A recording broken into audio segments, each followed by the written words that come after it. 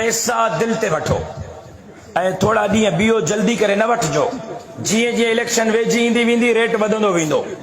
5,000 खां शुरू थियो 10 ताईं पहुतो आहे, इहो शायदि 15-20 ताईं बि पुॼे। तकड़ न कजो, मतां धंधो कारोबार ख़राब कयो पंहिंजो। पैसा दिल ते वठिजो, क़ुरान ते वठिजो। वोट बि क़ुरान ते न ॾिजो, गुनाहगार न थींदव। फतवा ॾियूं थो अञा मां। पैसा दिल ते वठिजो, पैसा क़ुरान ते वठिजो। वोट ॾियण जे टाइम ते फ्री वञिजो, गुनाहगार न थींदो। वाह मुफ़्ती साहब वाह। पर मुफ़्ती न चवां, मुख़्ती चवां त वाह मुख़्ती साहब वाह, तुंहिंजी ख़ता।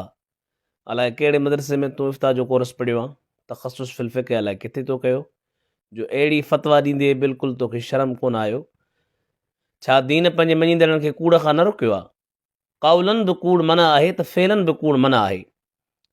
छा वाइदे ख़िलाफ़ी अमली कूड़ में नथो अचे? छा क़ुरान करीम में इन्नल अहद कान मसूला न आहे? मुफ़्ती साहब, तुंहिंजे इन ॾिनल फ़तवा मां छा मसीहत जो दरवाज़ो नथो खुले? छा दीन खां मुतनफ़िर माण्हू ऐं दीन खां पहिरियां ई भॼंदड़ मुल्हिद बेदीन माण्हू उहे इहो न सम्झंदा दीन वारा कूड़ सेखारे रहिया आहिनि, वाइदे ख़िलाफ़ी जी तालीम ॾेई रहिया आहिनि? छा हदीस तो न पढ़ी आहे, आयतुल मुनाफ़िक़ सलासुन, मुनाफ़िक़ जूं अमली मुनाफ़िक़ जूं 3 निशानियूं आहिनि, जंहिंमें इहो बि आहे त जंहिं वक़्त में उहो वाइदो कंदो त ख़िलाफ़ वर्ज़ी कंदो।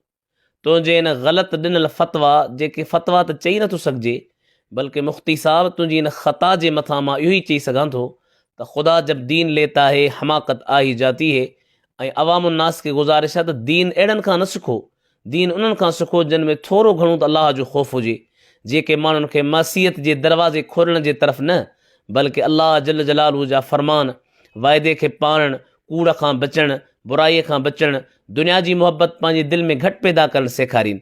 अलाह जल जलालू असां तव्हांखे रसूलुल्लाह जे तरीक़े ते हलण जी तौफ़ीक़ ॾे।